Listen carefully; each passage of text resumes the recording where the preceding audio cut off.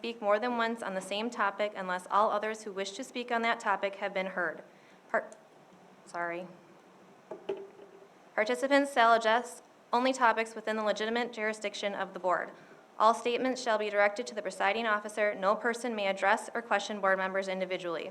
The presiding officer may interrupt, warn, or terminate a participant's statement when the statement is too lengthy, personally directed, abusive, obscene, or irrelevant. Request any individual to leave the meeting when that person does not observe reasonable decorum. Request the assistance of law enforcement officers in the removal of a disorderly person when that person's conduct interferes with the orderly progress of the meeting. Call for a recess or an adjournment to another time when the lack of public decorum so interferes with the orderly conduct of the meeting as to warrant such action. The portion of the meeting during which the comment of the public is invited shall be limited to 60 minutes unless extended by the vote of the board. Reminder to board members and speakers, this is not a conversation between the board and the person speaking at the microphone. The person at the microphone will be allotted their 5 minutes to speak, and we move to the next person who has signed up to speak.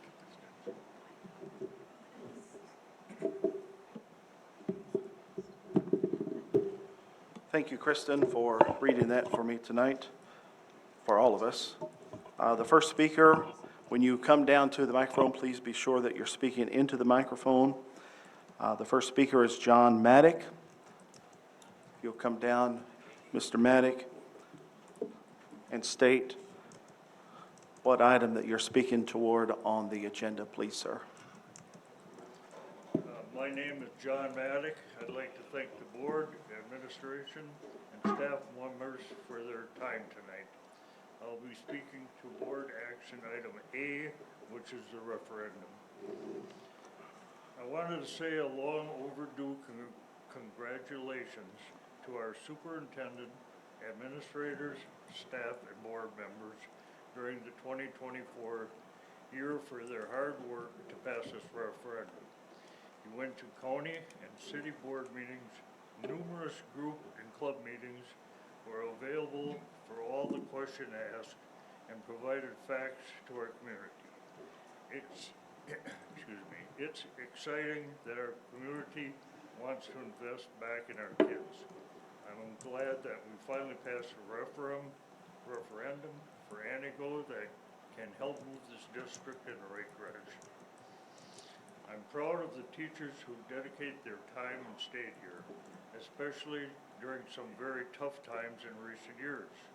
I'm glad that they will be able to enjoy future success of our school districts. We went from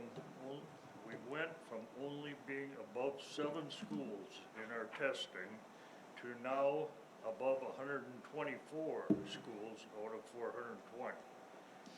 That makes me very proud of the improvements that have been made already. Our community, our families, our administrators, our teachers, and especially our children should be proud of the improvements. I hope we continue this positive direction and can't wait to see our new school finally being built and put to use for our children and families of our district. Thank you very much again. Thank you, John. Thank you.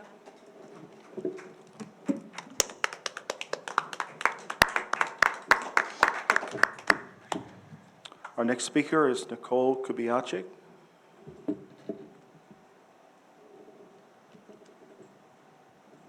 Nicole, give us your name and what item that you're speaking toward, please. I'll be speaking tonight under the consent agenda, specifically the minutes of the June 16th board meeting, as well as the resignation report. I'm Nicole Kubiacek, a longtime member of Langley County, a graduate of Antigo High School, a parent to a student that recently graduated from the high school and one at the middle school. I want to call attention during this June 16th board meeting during Sarah Cruz's public comment. She would be speaking on curriculum and instruction under administration reports. Ms. Cruz was stopped during her comment by the school board president, stating number 3 is not an actionable item, so you cannot speak. Policy 167.3, public comment at board meetings. Item D states, comments made by the public shall be in reference to a specific agenda item. Nowhere in the policy does it require the public comment statement to be an actionable item. When Mr. George Shinners was called up to speak, The school board president stated, "As long as you speak to an actionable item, Mr. Schinders, you can speak." I would like to ensure in the future the school board, including the president that presides over the meeting, is aware that public comment does not require an actionable item on the agenda per your policy. Regarding the resignation report, with all the discussions last month about this significant amount of resignations given throughout the past 2 years, there has been no transparency by the school board or the school district of these issues. And now you have purposely eliminated the resignations and new hires listing from the board packet that was public. Was this conduct done on purpose in an attempt to hide from the public the ever-growing list of resignations that continue to pour in due to lack of leadership and standard human resource management practices? 2 resignations that I would expect to be on the list: Mr. Mike Parizek, a highly skilled professional who helped hundreds of high school students in connecting them with area businesses and acquiring skilled labor from students still in high school and after. Another would be Mr. Jerry Roden, another high school instructor.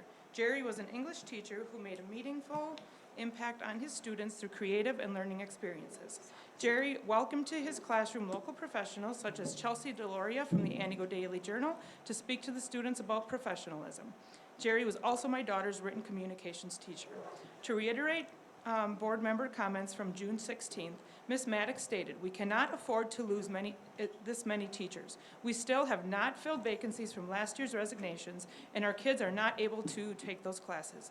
We can't keep doing this. Something is wrong. Something is broke. It needs to be fixed, and the board needs to step in and help the administration.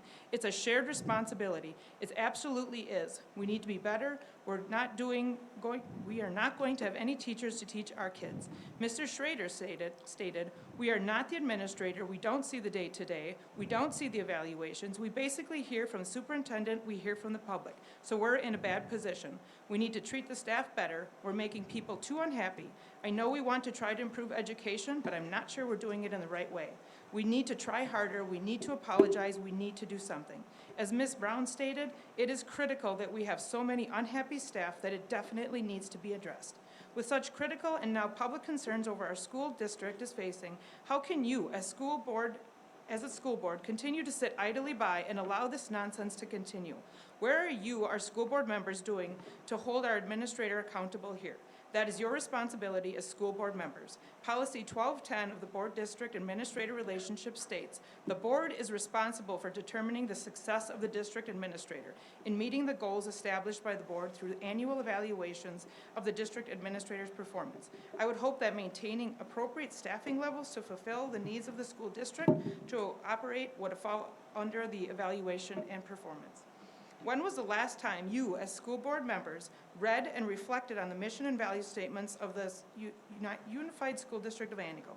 Allow me to remind you of each of those. The mission statement states, "USDA ensures high levels of learning for each and every student through high-quality instruction."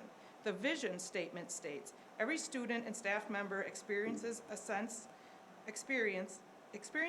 of belonging and authentic supportive relationships in partnership with our community. We commit to fostering student well-being and learning success." In order to achieve this mission, staff at the USDA agreed to the following collective commitments.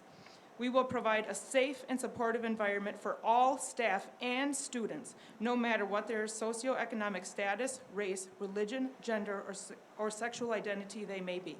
We take time to build relationships with staff and student members. We will advocate for and support the needs of students and staff. We will provide a challenging, rigorous, and developmentally appropriate curriculum.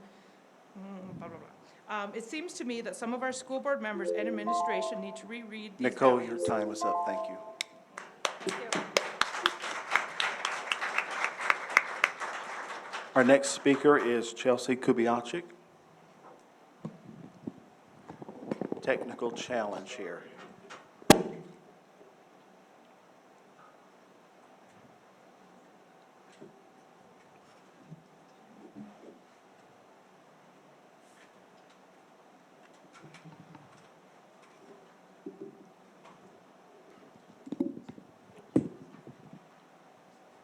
Okay, Chelsea, wait just a moment.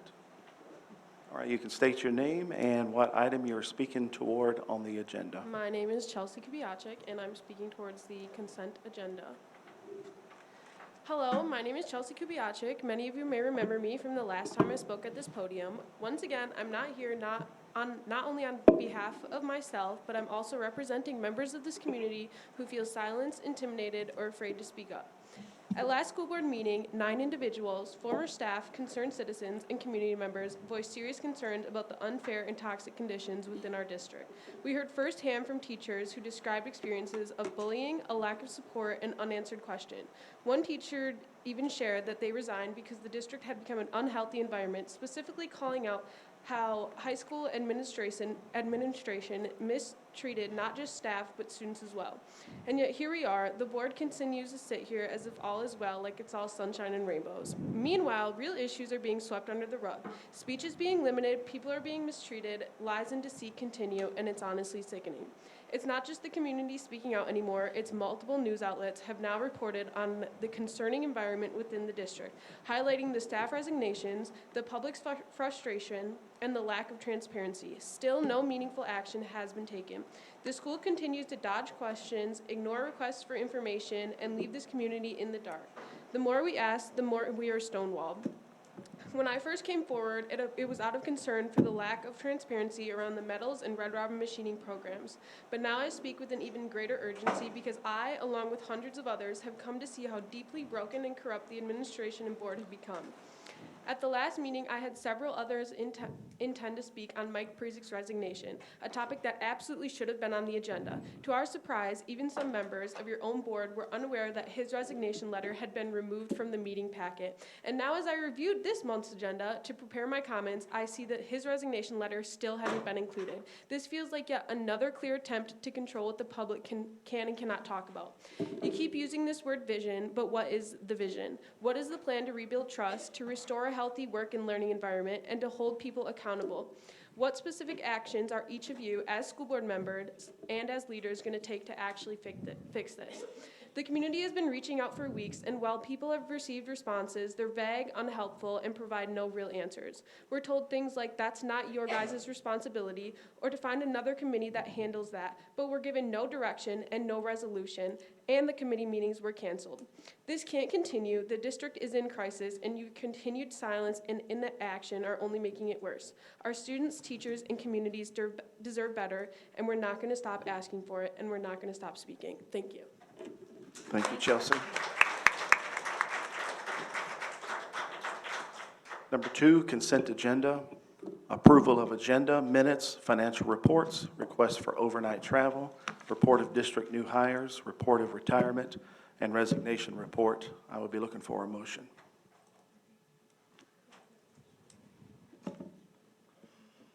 I move the board approve the agenda, minutes from the June 16th, 2025 Board of Education meeting, report of district new hires, district retirement and resignation report, financial reports for June 25 and July 2025, consideration of current bills, checks number 9054 through 9096 in the amount of $168,881.95, ACHs number 242501681 through 252600029 in the amount of $256,725.68 for a total of $425,607.63.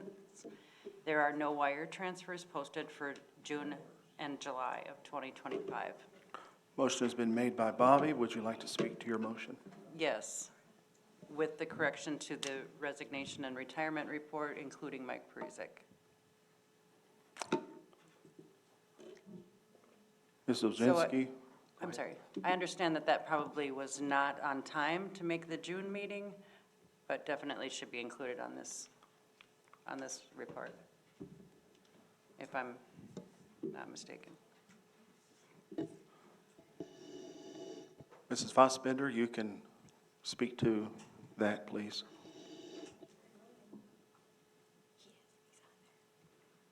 So we have processes as to when people are on the resignation list, and it has to follow different procedures, including when liquidated damages are paid, when the checks are cleared, and then when release of contract happens. So it may not be the same exact month that they give their resignation letter.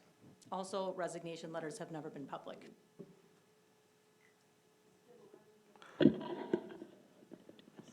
And then in speaking with our attorney, new hires as well as resignations are not public information due to the fact of there's been information that's been leaked out as we have hired staff members.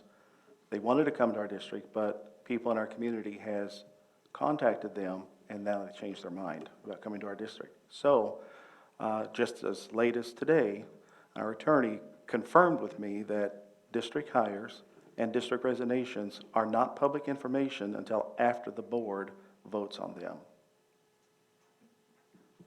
Understood.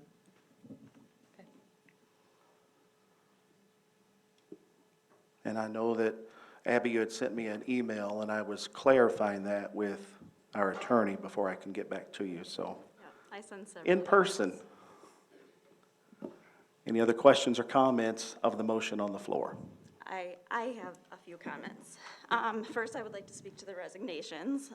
So we have 4 new hires, which isn't resignations / new hires. So we have 4, which is amazing. I was also very happy to see that there was a lot of other people on the interview committee. But we have 7 resignations.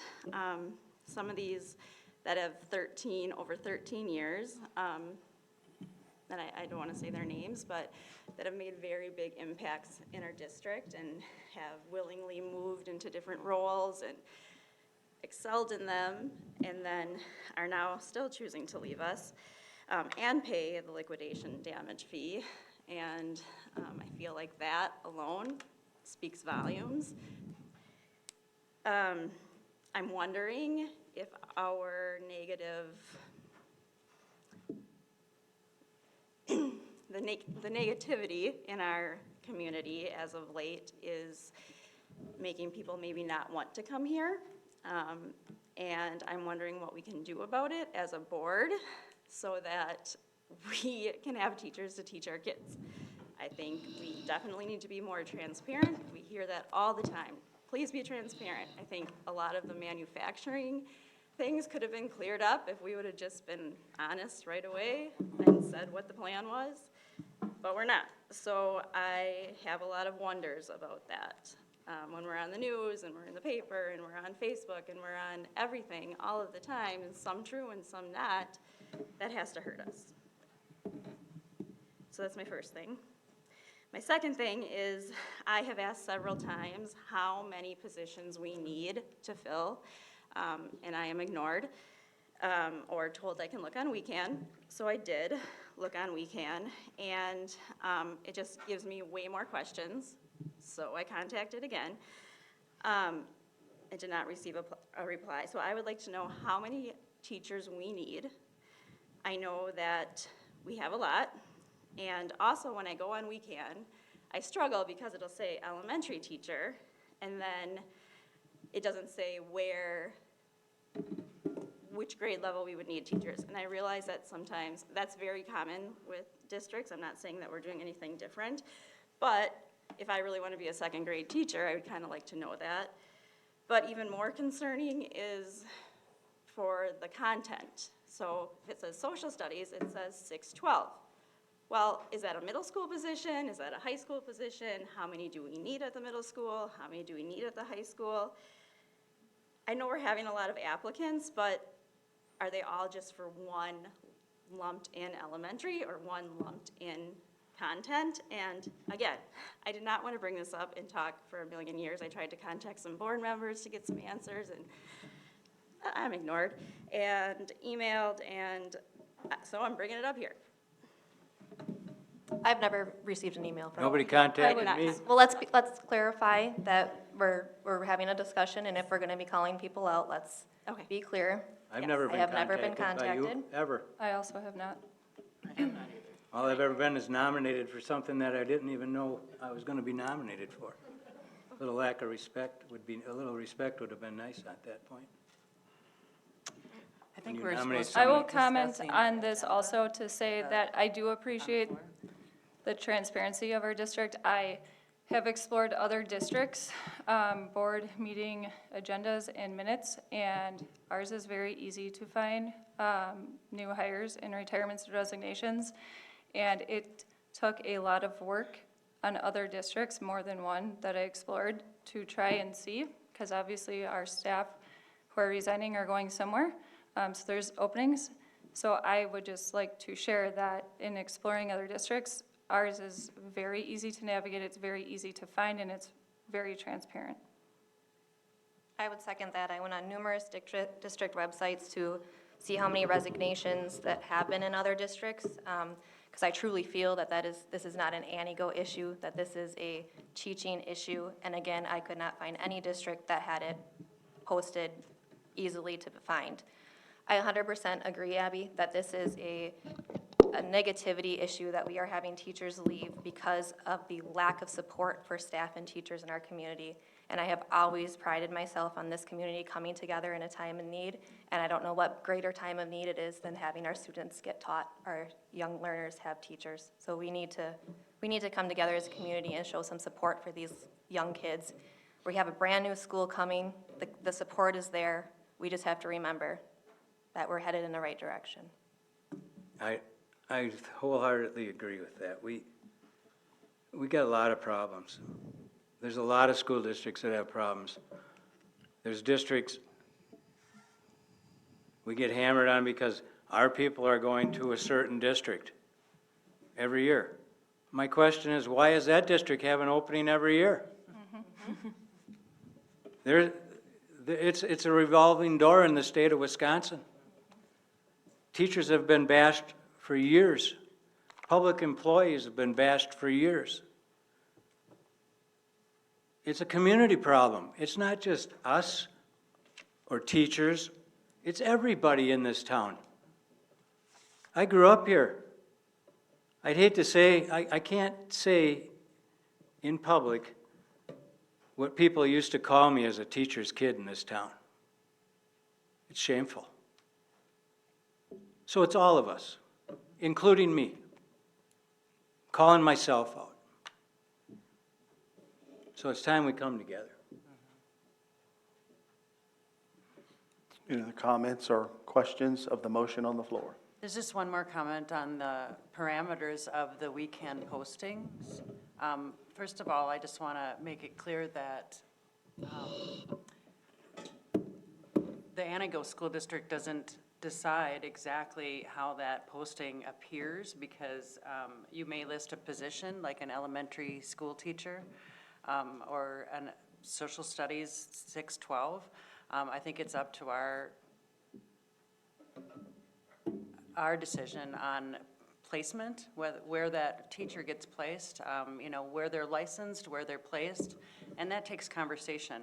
Also, just to note that also on weekend there's definitely a space on weekend where the number of openings is listed. So that is available information. But again, when you set up putting in a open position, a vacancy, we don't have, it's the name of the position. There's only certain fields that can be filled in, and that doesn't allow you to customize that necessarily as to location or grade level. So I just wanted to make note of that. So it provides flexibility in Yes. the potential new hires, and also in workability with our current staffing, that if we have somebody that could fit a vacancy and is qualified for, but maybe applied for a different position within our district, it gives us the ability to have that conversation with them and even make shifts or movements, so that way we are ensuring that our most vital positions are filled. Obviously, we want all of them filled. I think that's a pretty common HR practice. Yep, provides flexibility. Yep. So. Any other questions or discussion of the motion on the floor?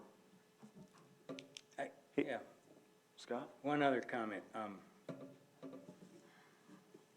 Just the way the climate is, there's a lot of people that are going into teaching and are really good in their field, but aren't trained in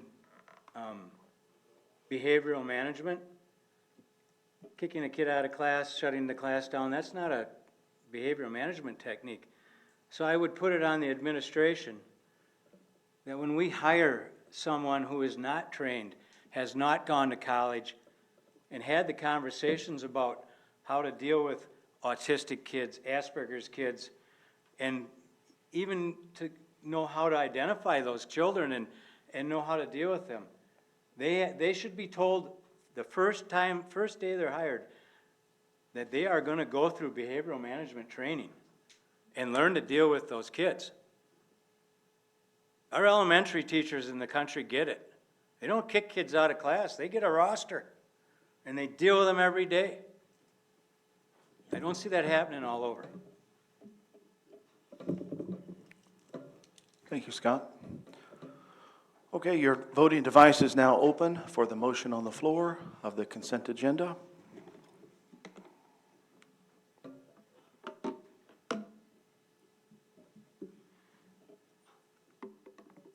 we voting?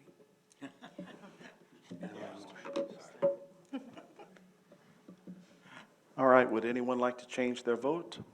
The vote is now closed. Dustin? And the motion carries. We will be moving to the administration report, and we have our superintendent report as normal in July. We do skip committee meetings to keep the month of July light. So for my superintendent report tonight, my admin team and I have been busy trying to work on different scenarios to get positions filled across the district. Currently, we have the following positions open: 3 elementary classroom teachers. We have 1 pending acceptance.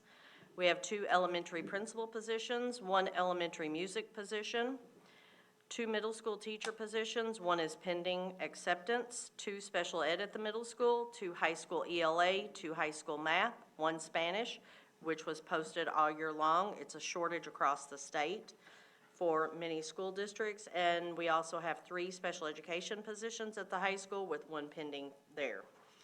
Some celebrations for our district. I got the sense that the celebrations last month were kind of overshadowed. So it was requested that I bring those back because we should always be willing to lift up and accept the positive things that are happening in our district to support our students and our staff for the hard work they're doing. So we'll start tonight with all of our Antigo High School AP Human Geography students who were in Mr. Dennis Dukach's class, scored and earned college credit. Only 4 students took the test. 3 of those students scored a 4, and 1 of them earned a 5, which is the highest score. So that's something to be very proud of. Along with AP US History, out of 21 students who took the exam, 18 scored and earned college credit. Our students overall were 6 percentage points higher than the Wisconsin state average and 12 percentage points higher than the global average. Need I remind you, that is our first and foremost obligation, is to make sure our students are getting a high-quality education. And our student outcomes are proving that each and every year for the past couple of years. Again, a reminder, as a huge celebration and shout out to our middle school. DPI identified them as a high impact for achievement and award. They recognize the middle school because they demonstrate exemplary dedication to student growth and achievement. That is the teaching staff, that is the support staff, that is the administrative staff in that building. Something to be celebrated. The Antigo Middle School received this award in this category based on rigorous criteria, including academic performance, measurable progress in student growth or graduation rates, and efforts to reduce achievement gaps, particularly for students from economically disadvantaged backgrounds. Due to the significant academic achievement over the past 2 years, particularly among students identified as economically disadvantaged, our middle school has been selected for this prestigious honor as being a high-impact school. Again, another celebration for the Antigo School District. Also, Mr. Tom Schofield was recognized by WIAA as the District 2 Athletic Director of the Year. Congratulations to Mr. Schofield on this well-deserved honor, along with not forgetting that Mrs. Fossbender was also named the new Business Manager of the Year for the state of Wisconsin. All of those should be a huge celebration for the Antigo School District, coming from nearly the bottom of the state and rising as many points as we have. Please applaud the accomplishments of our staff.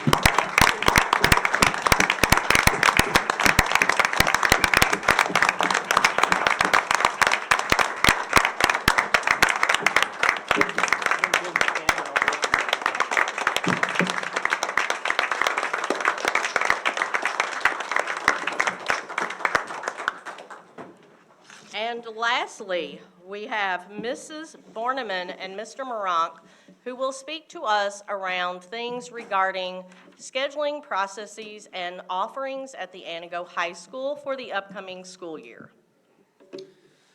So Antigo High School follows a process each year to collect student course requests, build the master schedule, and create individual student schedules. Enrollment numbers are also carefully reviewed to ensure fiscal responsibility.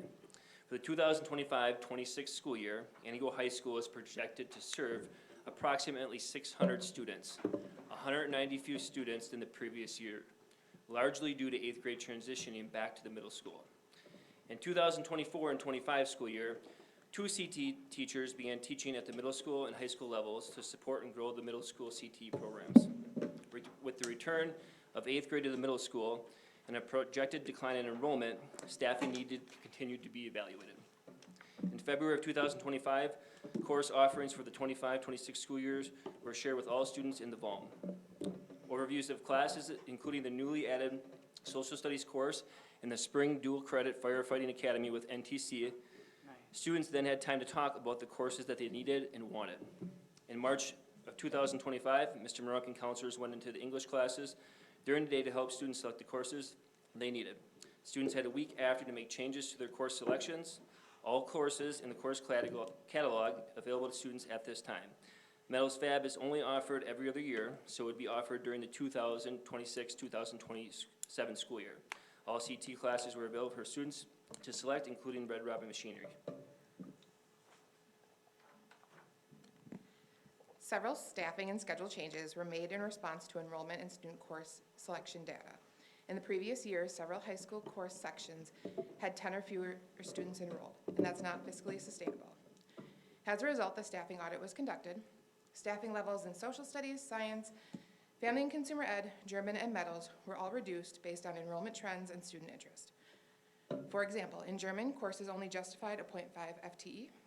It was also found that in metals classes, or only justified a 0.5 FTE. Carpentry courses generated a strong student interest at the high school. By moving carpentry classes fully back to the high school and allocating a full FTE to that program, the 0.5 FTE for the metals position was able to absorb the middle school sections, resulting in a full-time position.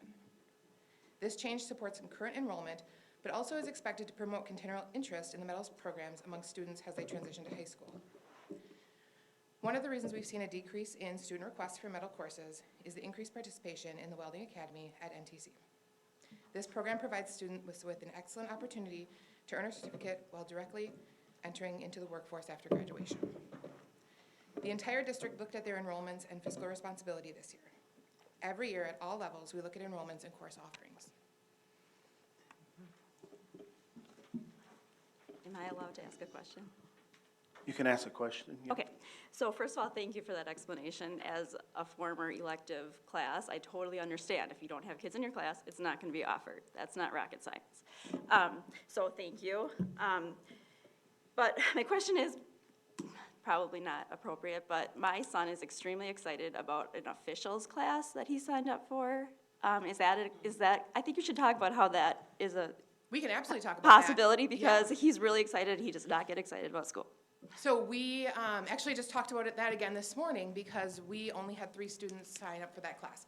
So one of the things in working with Mr. Schofield that we had offered to students this year, because we do not have middle school officials, we have officials are hard to find. High schoolers can officiate middle school games. So we had offered during course selection that because the official class is not long enough to be a semester, that it would be partnered with the lifeguarding class. So then they would have 2 different job options after that as high school students. We had 3 students select that.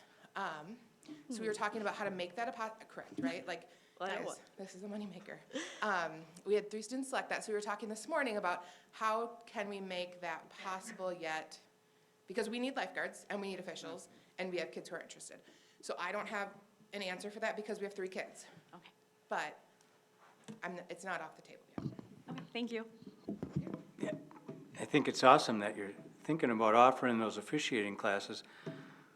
And that just goes back to another comment on on education in general. They don't offer officiating at state colleges anymore, do they? Not that, I don't believe so. When I was in college, you could take officiating of football, officiating of basketball, wrestling. We turned out officials. They're blaming parents, treating officials poorly for the reason that we don't have officials. Well, maybe that's a little bit of it. A lot of it is we don't encourage it because we don't think it's worth it. We didn't think it was worth a quarter college credit, so they cut it out. Dr. Bartle, I saw your hand come up. You mentioned that we have students in the welding program who go to NTC. Could you give the number of students, how many hours per day are kids allowed to go to NTC for that welding class? So this year, it was, I believe, 3 class periods, but NTC tells us what the class periods that they need. So like, and then we just work around that. So the new fire academy that we're going to be able to offer in the spring, we're not sure how many class hours they'll need out of our building, but then we'll work around what they need so that they're able to do that with NTC. And that was also offered during course scheduling. And we let students know that we will have 8, I believe NTC said they can take 8 students for the firefighter academy, and then they'll be licensed firefighters when they come out of that. There's stipulations around age and things and what they can do, but they can work with the fire department. But I'm talking the medals program. I believe it was 3 hours this year for the welding courses. Amy, do we know the numbers of how many students are going to NTC that will get advanced welding? Yep. While we're waiting to comment on Scott's, there's a group that goes around and offers like officiating courses. It's not through the school. Obviously, we need younger officials. Right. A lot of times those officials are older officials, and we need younger officials to get in. Yeah. So trying to have something at the high school would be more Would be beneficial. great, yeah, I applaud you for doing that. Can we just put a little less money in Fund 46, not $2.5 million, and fund a few more classes? Not up for discussion right now. Kristen? So my question is more towards Kelly. So if we took every dollar that we received from a student and took that to solely pay a teacher's salary and benefits, knowing very much that's not possible, but if we were, how many students would have to be in that class?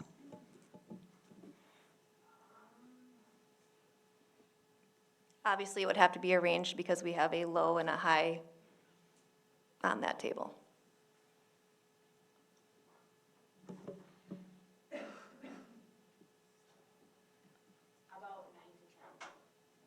Thank you. That was 9 to 10 because it wasn't in the microphone. Could Amy answer my question?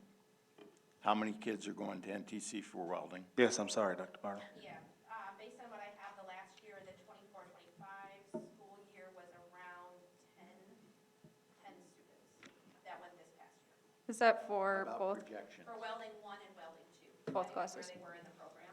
Okay. We opened it up so that they could finish the program and still, we would still pay for the credits for them because it went over our 18 based on our policy. thank you. Projections for this year, I guess is what I was really getting Yep. at. We have 8 for the fall, and then we don't get the spring until October 1st. So we have 8 currently that are on track to go this fall in 2025. Okay, thank you.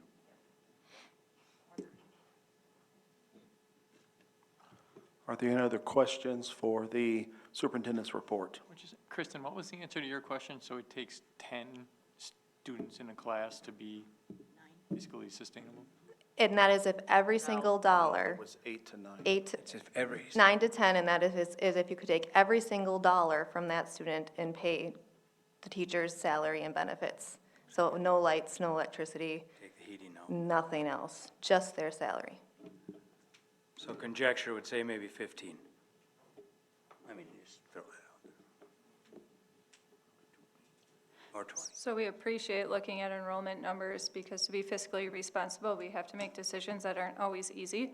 And so I appreciate that question and the response because I just think it helps connect the dots of decision-making based on interests of students to ensure that we're being fiscally responsible. Can you talk a little bit about, when I read one of the resignation letters, it talked about not having a chance to advertise the class. I know you mentioned that there was sort of a chance, but can you clarify that a little more?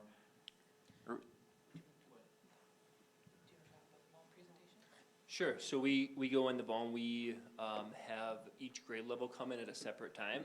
So we have 9th grade come in at a certain time, 10th grade, we had 8th grade here this year, so we got to do the 8th grade and then 11th grade as well. And so we present all the course offerings that we have, everything from our core content classes to our CTE, music, Phi-Ed and things like that. So we present everything that's available for students and kind of talk through it, and they can answer any questions that they have also at that time. So you guys present it, you kind of give a little summary about the classes, or do the teachers from that class do it, or how does? Correct. Oftentimes, teachers are teaching, and so they have in the past came down and talked about their classes if it's during a prep or they can find someone to cover. But this year it was more of like our counseling and myself presenting.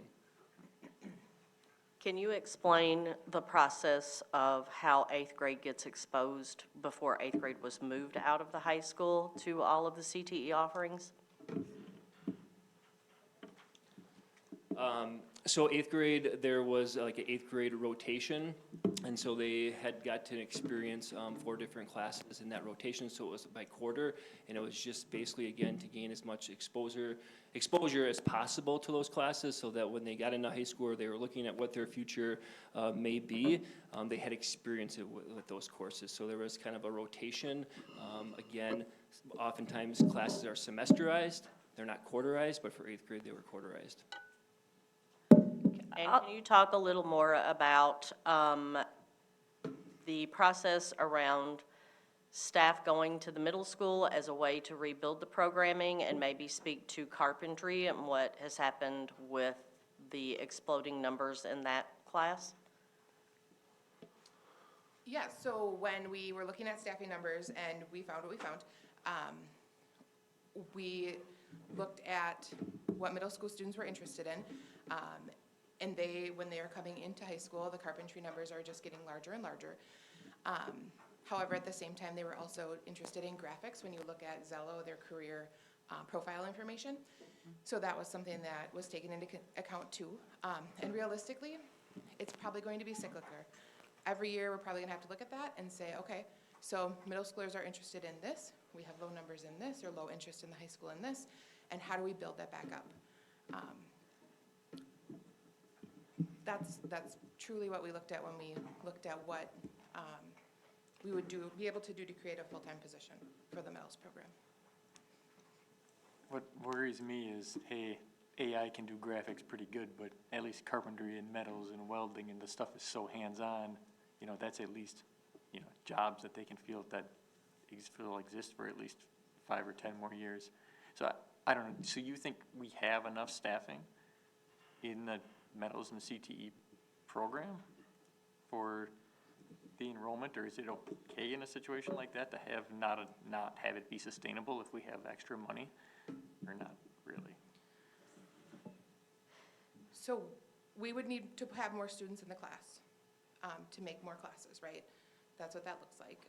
So opening up the class offerings, getting more students interested and involved in that would mean taking them out of something else.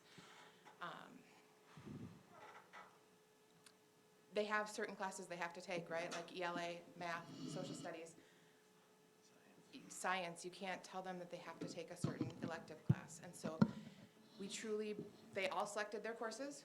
We were very honest with them when they were selecting courses. You need to select what you want because that's how we're building the schedule. And that's what we built it off of. There was no schedule created before that because Infinite Campus then looks at all of the requests and how you can get the most students in the most requested classes, still getting their graduation requirements in there. So right now, we would need more student requests. I'd like to give a shout out to the high school guidance office too. When your staff does their scheduling meetings, it is always looked at what are your interests, and they do a great job helping kids navigate their upcoming schedule and their future schedules throughout high school so that they're guided through. If it's CTE, if it's culinary, like you name it, they're proactively at an early point helping students to go on that path and also helping them pivot. So they tried this path with their, not extracurriculars, they're electives, thank you. But it wasn't a good fit. So then they helped to pivot so that they try a different path to see maybe this is your fit. So shout out to your staff because they do an excellent job in those meetings with students. And I guess as an old coach, if your numbers are down at the top, you really need to work at emphasizing what's going on at the bottom, lower levels. And, I mean, if the head coach isn't willing to go down to the lower levels and do some work, that's kind of a problem. Something to consider. Are there any of the board members who have not spoken on the superintendent's report like to speak? That's part of the job description, right, is generating interest? I believe so. I have not seen the formal job description for the metals teacher, but I believe so. Okay. Well, I would just think any educator would have that goal. Right? To keep the But- interest in. And not only to teach a subject, that's probably the secondary thing that you're hired to do. The main thing you're hired to do as an educator is to turn out a citizen who's willing to work and become productive. You teach math, you hope that kid learns some math, but you're really there to turn out a citizen. And that takes a willingness on the part of the teacher to be willing to work with the unwilling. And I think I carry credence on that because I spent 22 years teaching the unwilling. And I loved them. And they deserve opportunity. Bobby, you have a question or a comment? I just wanted to point out that, thank you for your creativity and your work with the scheduling process. I know how difficult that must be. And then secondly, just to clarify for sure, Matt, you had mentioned this, there are no CTE classes going away, is that correct? So everything was offered that we had offered the previous year and the Okay. course that, at that sign-up time, correct? Thank you. Okay, Dr. Barrow, I think you have something? Yeah, I'm done with you. I have a question for the superintendent, which has nothing to do with what we're talking about now. Can you talk a little about AP courses? Wait just 1 second, JD. Dr. Bardo has the floor. Mrs. Oginski, it was a little raucous last board meeting. And since then, we've had some radio, or some TV exposure. And so I'm just wondering, you laid out at the beginning of your report how many openings we have at the current time. So my question is, since the last board meeting, how many applicants have we had? Have there been people who were going to come that suddenly said, no, we don't think we're coming to this district? So I'd like to know it, and I think that the people in the audience needs to hear it, for whatever those numbers are. So yes, we have. We've had teachers who we hired early on, maybe as early as May, that called after the last board meeting and said, I can't come to Antigo. There's too much turmoil in the community. There's not a support for education. So I'm going to resign and I'm going to accept a position in a different district. We had 2 very high-quality applicants for a pretty hard-to-fill position that we received almost instantly once it was posted. And when we called them the day they applied to interview, they called back and declined to interview.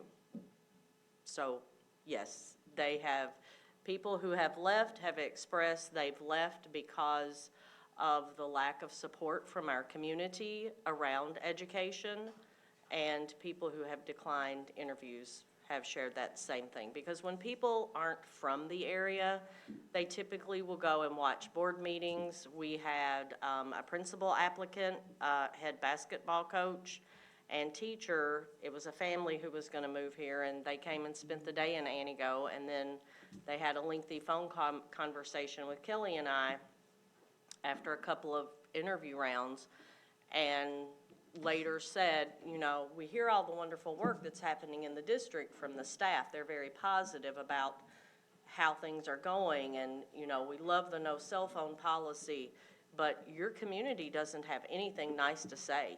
We ate at a restaurant on Fifth Avenue, and everyone we talked to, they didn't have good things to say about your school district. So they chose to leave. I think it's a and not reflection of accept the it. community. And you are not. And everybody here. And everybody here. You badmouth your own community, you think people are gonna show up? Let them make up their own mind. So I'm Treat going- everybody respectfully. Everybody. So we got signs in town now, the bullied are doing the bullying. So have we had any applicants at all for these open positions since the last? I think we've had 3, 3 applicants for about 12 jobs. yes. Okay, thank you. JD, I want to go back to you for your question to Trina and Matt.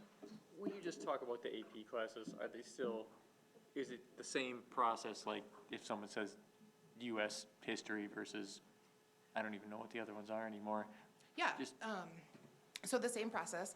I actually was just having a conversation with one of the social studies staff members today about the A-Push class and what some of the students were worried about going into this year, since there'll be a new teacher, Mr. Dukach, retired. And so we're just kind of looking at, we looked at student requests. That's how everything was made, based on student interest and student request. However, after that, looking at, do we need to take some of those and make them every other year, or what are the student concerns out there that we're hearing, that, and how do we alleviate those? Because there's been a lot of changes. But the AP courses are still in the course catalog. They were still able to select those. Is Spanish also in the, could kids sign up even though it's a pretty low chance that we're gonna find somebody? I mean, hopefully not, but could they still sign up for Spanish? So we did not have them sign up for Spanish because we did not want to put false hope out there Right. that there was going to be Spanish. And in-person Spanish, we offered virtual Spanish last year, right? Yeah. Again, we're talking about what that looks like and how we can offer that to students, because once students, so last year when the schedule was made, prior to my coming, Spanish was in there. And then we had to go back and work with students and take that out. And then some students wanted to try it and it just got really messy. But we have some different virtual options that we're looking into right now, trying to figure out what is truly in their best interest. Yeah, I think that was a good move to. Thanks. Yeah. Okay, I think we can move on to item number 4, board action. Before I move to board action, the board is always accustomed to receiving a recommended action on the actionable items. However, if you notice on letter A, under your recommended action, there is a blank that has not been filled in. If you would refresh your page, there is a recommended action that has come from the administration. Under what? I have it. Do you have it now? You have it now? I had it. Does everybody have the line filled in? Under the recommended action?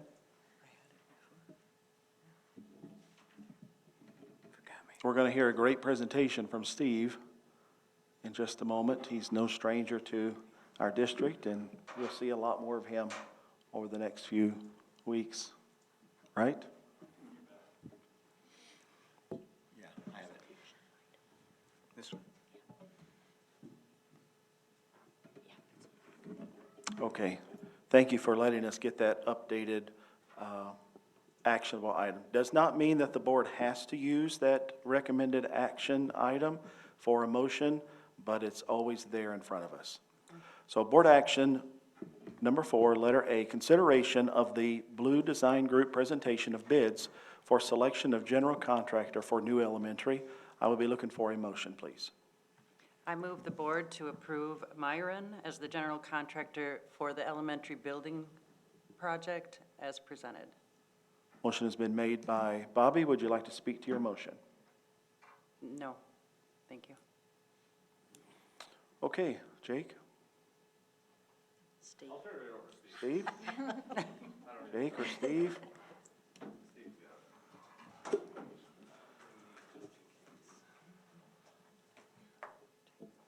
Dustin, can you go ahead and project?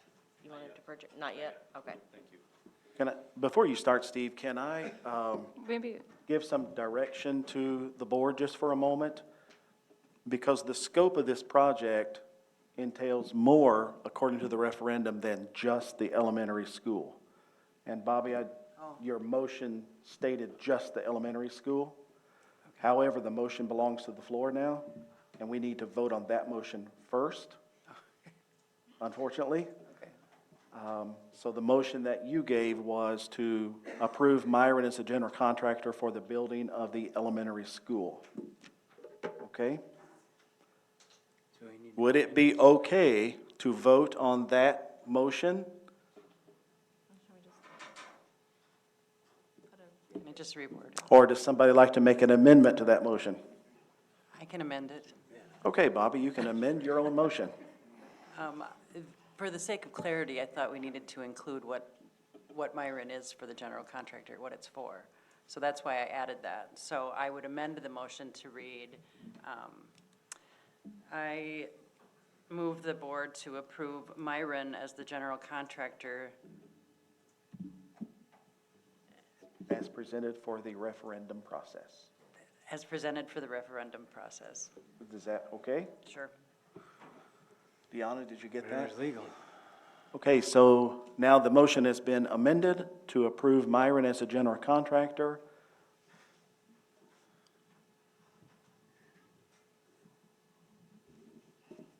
And read the rest of it, Deanna. Oh, I'm so sorry. I didn't know. That's all right. I move to approve Myron as the general contractor as presented for the referendum. Project.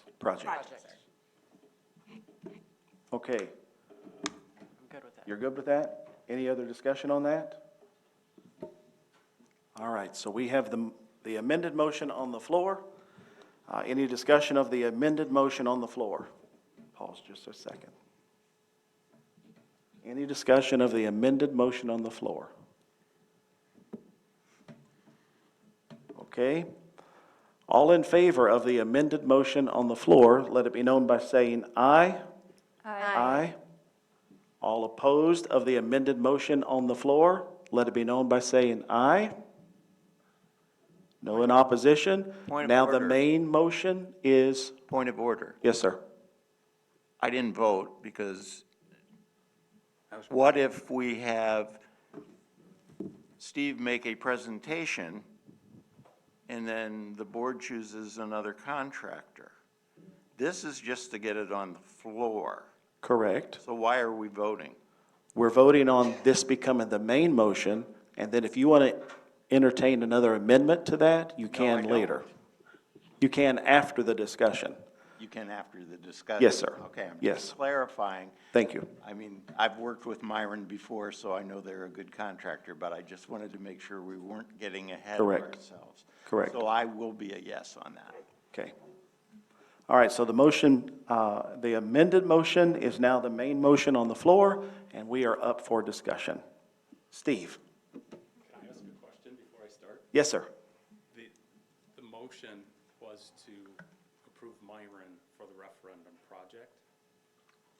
Does it have to be specific to the elementary school portion of the referendum? No, the referendum project includes all the verbiage that was in that referendum. Okay, I just want to make sure that it's not including the Correct. second phase that we have yet to Correct. even start on. Right, that's why we corrected it. Okay. Yep. Okay, thank you. That was my. Thank you. Then I'll be happy to present. Okay, thank you, Steve. You go ahead. So it was about a year ago, roughly, give or take a couple of weeks, that I was here and we presented to you, and the facilities exploration team made a presentation to say, hey, here's our recommendation.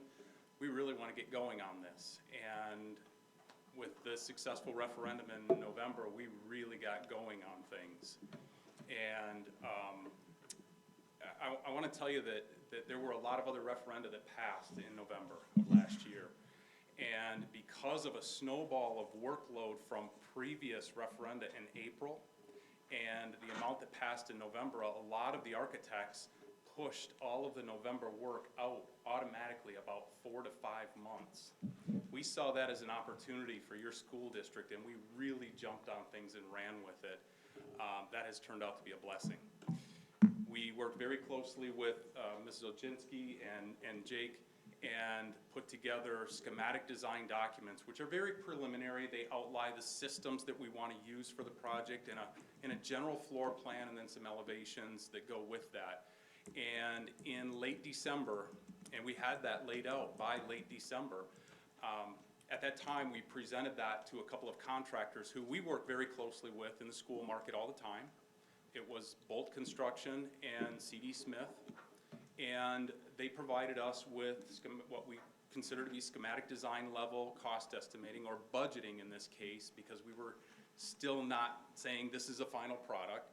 They put budgeting together for us at that time, and keep in mind, they were the same two companies that also did budgeting for us prior to going to referendum. They helped develop that $54 million figure.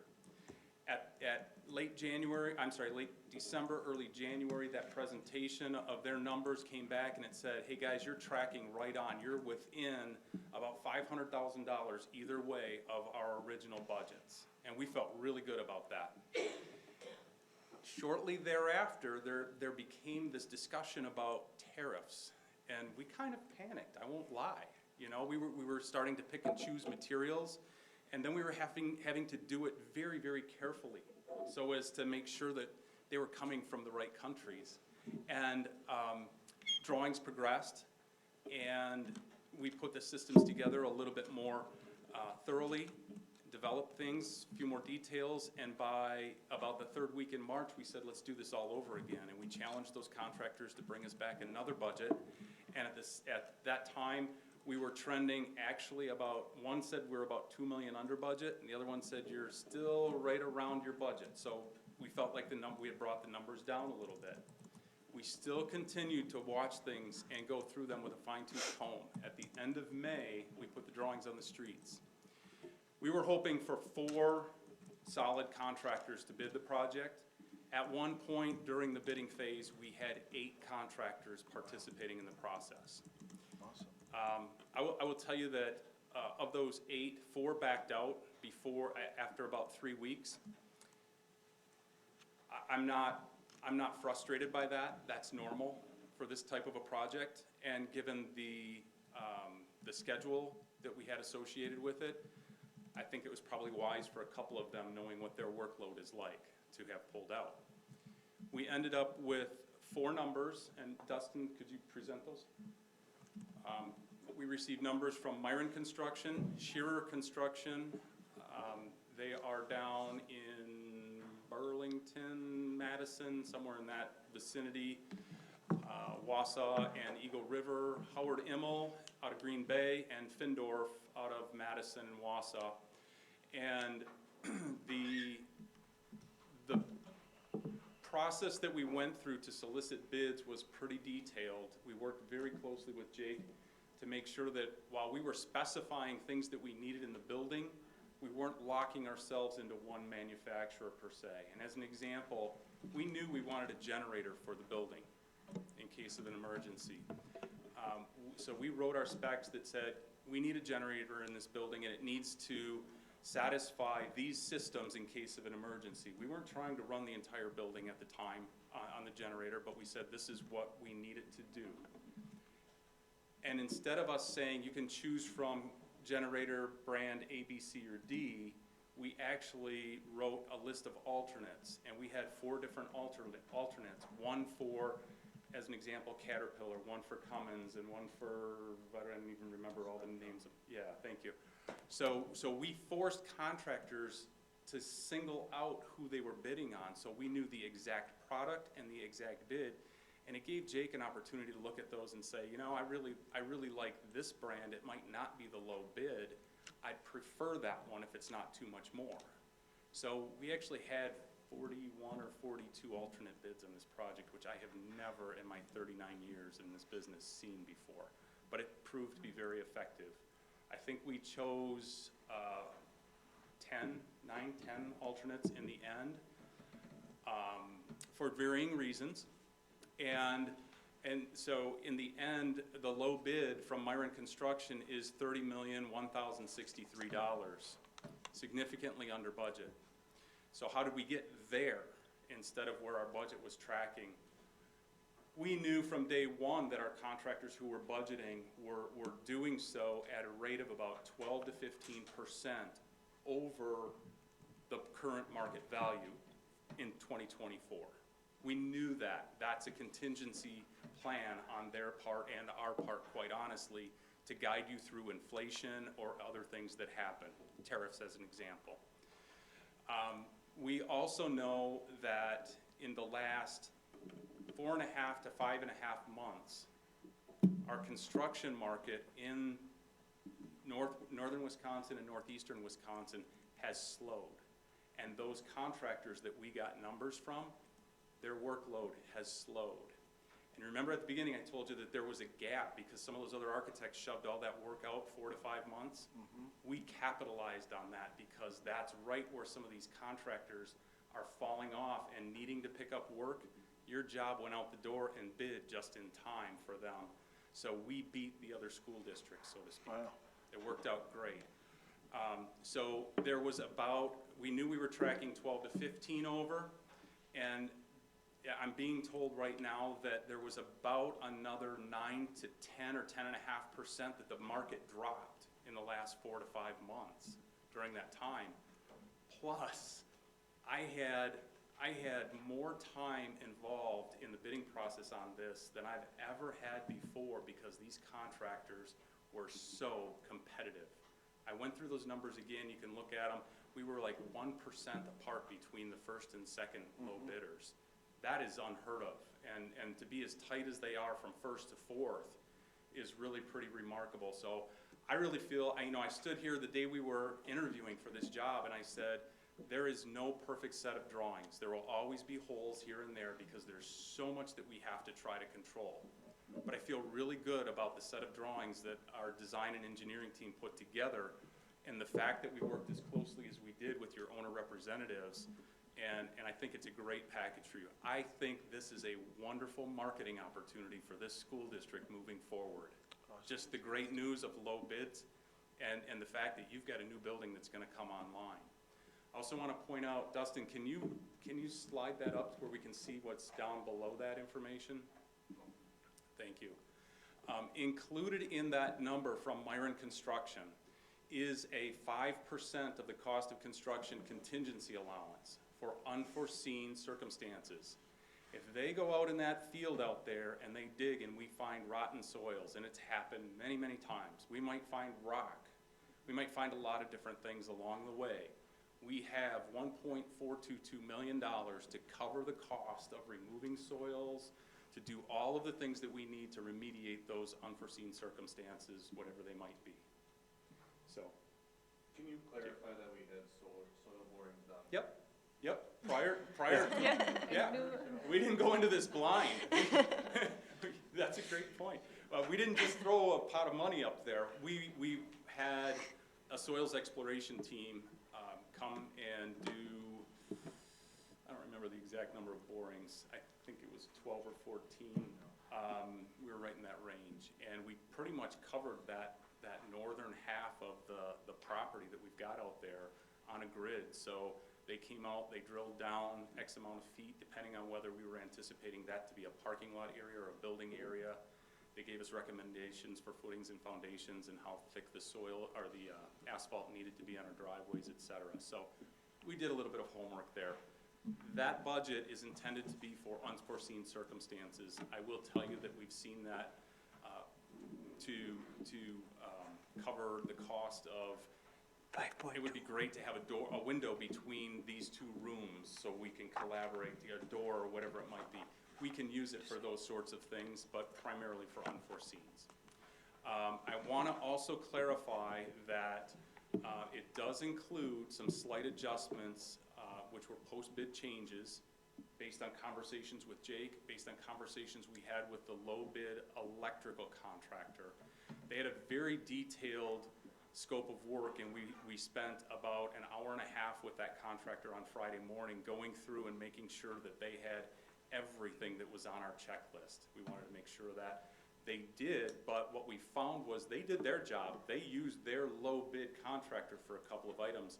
That wasn't the preferred by the school district, so that bumped that up. So if somebody comes along and says, hey, those aren't the real numbers from Myron Construction, they're right, but that's because we tweaked them along the way to fine-tune the contractor list and alternate list to the district's likings. So, does anybody have any questions about that so far? So if it comes in way under budget, do we just not take out as many bonds and the tax increase is less, or? I'll answer that quickly, and then the rest of the board can chime in, but I've never seen that done in 39 years, especially in a district that worked as hard as you have to gain that popular vote and approve the referendum. What it means in this case, JD, is that if you probably just have a whole lot more money for renovation on your existing buildings here at the high school and middle school to create some great environments for kids. Whatever was voted on is what was voted on. That's it. Yeah. So we had, if you remember back, we had the new building project, and then we had a phase 1 renovations pot, and we had a phase 2 pot that was even bigger. And we basically can take a lot of that phase 2, if not all of it, and slide it in and accomplish a lot of the district's very long-term needs on each of your existing buildings. Other questions? That's some good news anyway. Some great news. Yes, it is. How set are they, like, now if new tariffs come online? Like, do we gotta approve this so they can start buying stuff so that? That's a great question, too. I think anybody knows that answer. They're ready to have a shovel out there in about 2 weeks. They want to get going on it. Part of their bid, I want to point out, is part of their bid says that they want to start August 1st, and they also have set December 1st of 2026 as their completion date. So they're pretty firm with that. December what? 1st of 26. So they're pretty firm with wanting to get going. In fact, I've had conversations with the president at Myron for the last 4 or 5 days, and he's hoping that I have a contract drafted out by noon tomorrow so that he can take a look at it, and your attorney or somebody at the district can take a look at it, and we can get it hammered out and get them going. They actually, as I was on my way up here, I got a couple of calls from suppliers, and Myron has already reached out to them, not being too presumptuous, but proactive.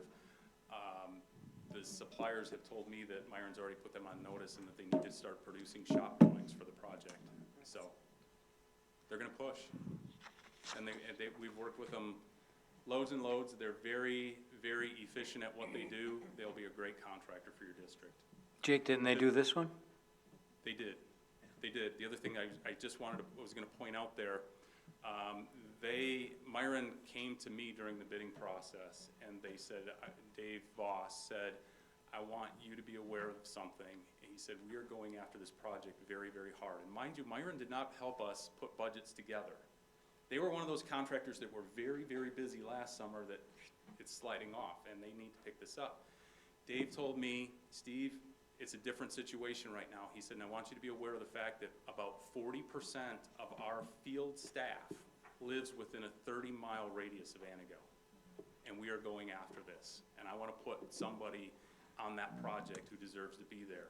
So the person that managed this building, that was the field superintendent, I apologize, spacing, yes, his first name I can't remember, but his grandson, Ryan White, will be running this project. So. Okay. John White, I know him, and I know the full family. Any other questions for Steve? As he's brought us this great information. This is wonderful. Thank you for all the work that you've put in from the beginning to now. This is a huge moment for our community, and wonderful news that you shared, so thank you. Yeah, you're welcome. I think I just shocked Jake. We're going to be here all day Wednesday and Thursday roaming the middle school and gathering information for that building and probably in this building following week. So we're just going to keep on rolling. So, like, how do local contractors get involved? What? We had participation from some of the local contractors, not as many as we had hoped for, but the one that comes to mind is Forefront Mechanical. They were brought on as the low bid for the plumbing portion of the work. So we do have them. I don't know about, I mean, we have contractors from Merrill. We have contractors from the northern part of the state. It's not our, I don't want to say typical, but it's not the list of subs that we see if we're working, say, from Fond du Lac down to Madison. It's a different group. A lot of them are from more west and slightly northwest of here. I will tell you that we had subcontractors calling us from Minneapolis and Duluth and all over in northern Minnesota.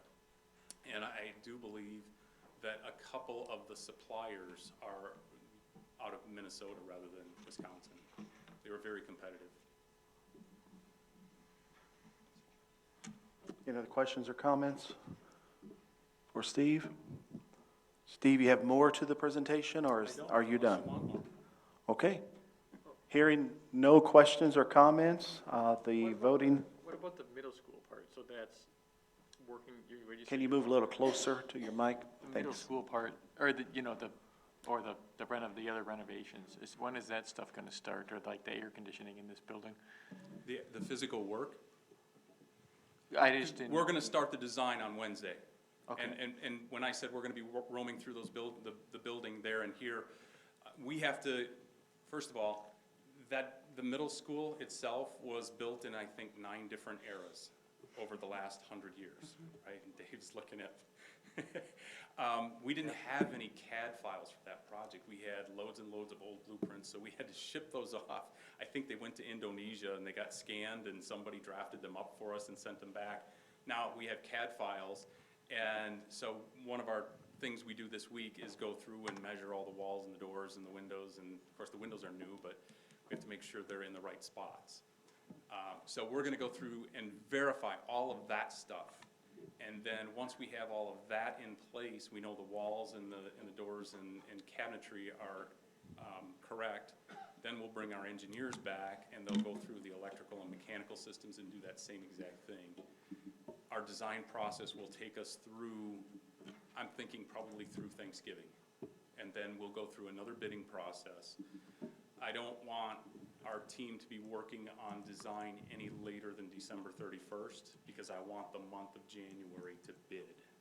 And the reason for that is every year we see our new labor rate hikes sometime in January. So I don't want to bid before that, and I don't want to bid too far after that. If we hit right in the middle of it, our 30-day bidding period falls, you know, that labor rate increase falls in the middle of that, then contractors know exactly what it is, and they're not grasping at straws and overbidding for the sake of a contingency allowance there on that work.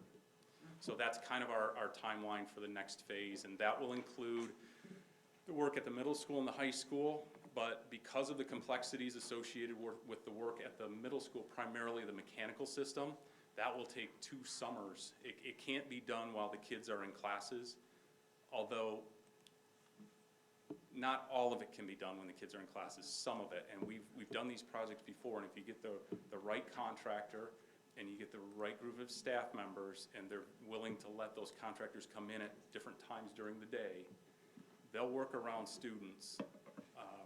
And if it's not right, we won't allow it. But if it works out, we'll go for that and try to push them. But it's going to take 2 summers to do all of those mechanical revisions at the middle school. It's just a massive, massive project. So that unfortunately is driving the construction timeline. The work here at the high school, I believe, will be done sooner. Okay. Oh, Kristen. Not to go over the same thing again, so it sounds that then there's going to be different bidding processes for future projects. So is our motion worded correctly? Because Myron is only doing the elementary school at this time. Correct. So our motion is not reflecting it. I want to make sure. Correct, because we probably would not want to come back to have this other discussion for other contractors. So as presented would be covering the scope of the referendum project. And that's what the motion reads. So that includes the phase 1 and possibly phase 2 But we of. don't want it to. We only want it for the elementary. We only want it for the elementary? Because we could possibly use Because different we may contractors. rebid the phase She is 2, correct? Phase 2 will be bid competitively, and we could end Oh, up true. with those 4 contractors again in a Could be different order. different. That's why I asked the Okay. question.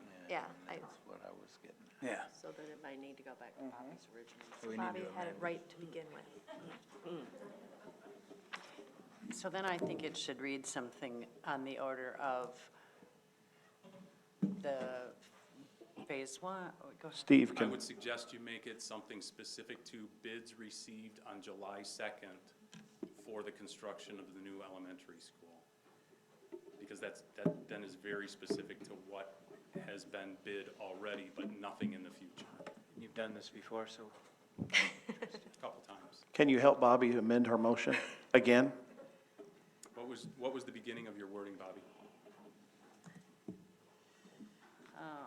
You moved to approve Myron Construction As a general contractor, for, As presented for the referendum. As presented for the referendum project.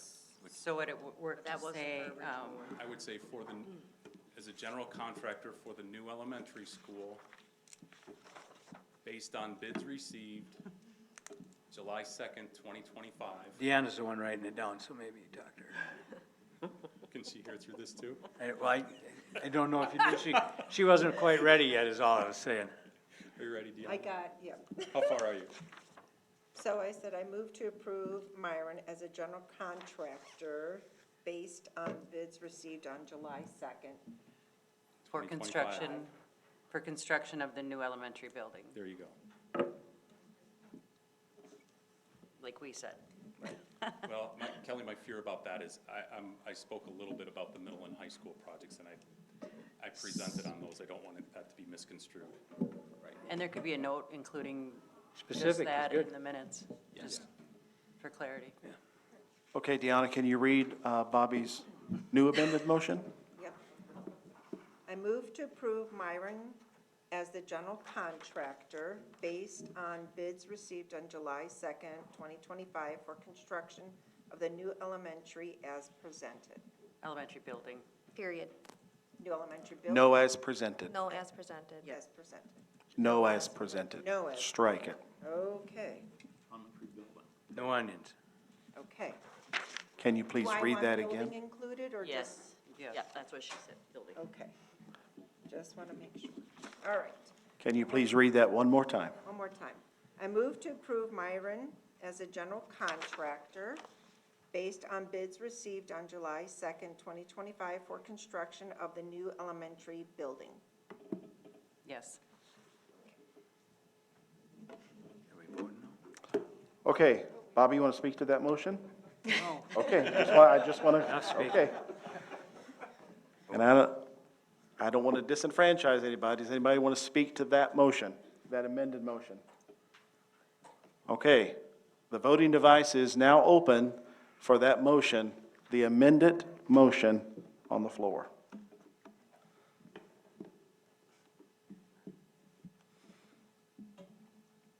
Would anyone like to change their vote? That vote is now closed. Dustin? We have all in favor but one. Bobby, did you? The amended though, so. It's the amended, so you'll be able to vote again. I'm sorry, the vote has to stay where it is. I did that So the first. there are 8 in favor and 1 opposed. And the motion carries. Now that becomes the main motion? Yeah, you could have let me change my vote. I can't. We closed the vote. I'm sorry. Any other discussion of the main motion on the floor? I just am happy with where we're at, but I'm also happy that there will be other opportunities for local, For future projects. for future projects, more on their interest level. Correct. yes. Or opportunities. What did you think the original bid was gonna be? So it's 30 million, but what did you think it was gonna be before? We were actually budgeting, we had 42.6. So that's why I said, we knew that number was about 12 to 15 over where we thought we would be, so. That's a lot of money. Yeah, for 12 to 15%, not million over. Yeah. Okay, the voting device is now open of the motion on the floor. If you are in favor of the motion, vote yes. If you are opposed, vote no. Would anyone like to change their vote? The vote is now closed. I've been waiting for something. And the motion carries unanimously.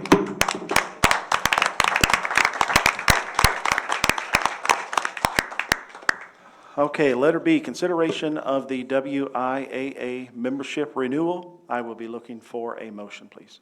I move the board to approve the WIAA Senior High membership renewal for the 2025-26 season. Motion has been made by Dr. Bardo. Would you like to speak to your motion? Yes, this is normal procedure for all the school districts in the state.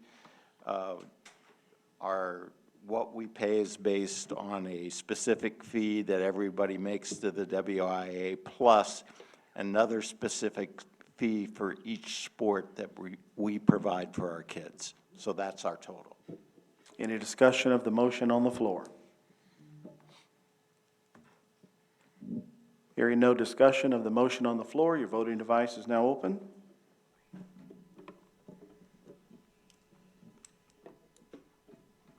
Would anyone like to change their vote? The vote is now closed, and the motion carries. Letter C, consideration to approve the second reading of the special update of the Edgar policies. I would be looking for a motion, please.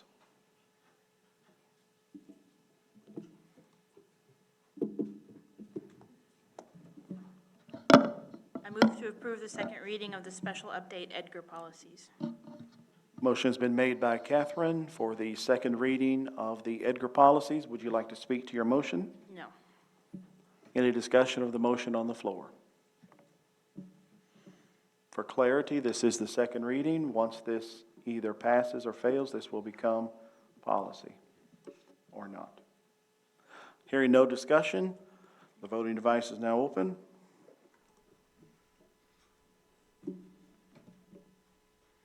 Would anyone like to change their vote?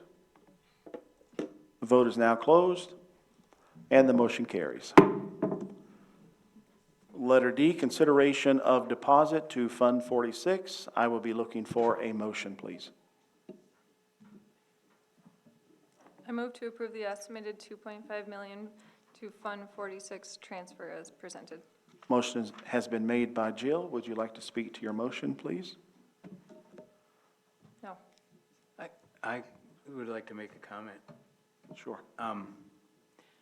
When Rhinelander built their dome, they had $5.2 million in their Fund 46.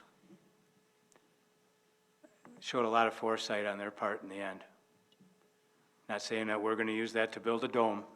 I'm just saying, Rhinelander District, who everybody from here thinks is doing great things, had $5.2 million in their Fund 46.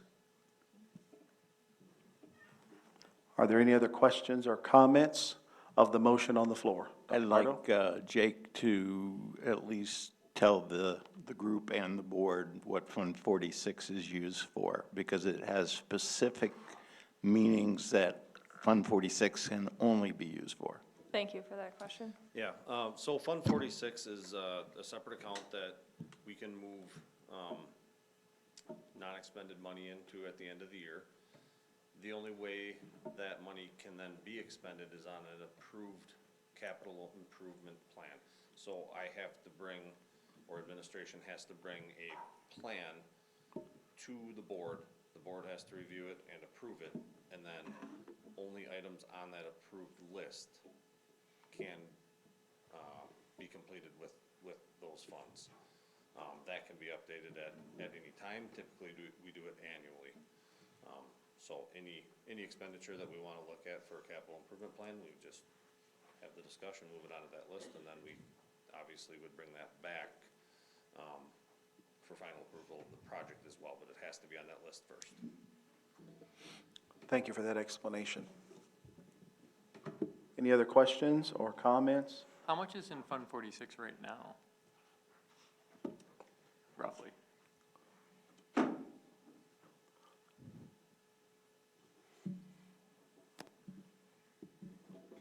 So we're finalizing all of our interest and all of those pieces that go to add into that total. So I can get that information of what the exact balance is. But just over the last 2 years, we've gained $242,027.78 just in interest alone, and put $5 million, or an estimated $5 million in there. So I can get. Including this?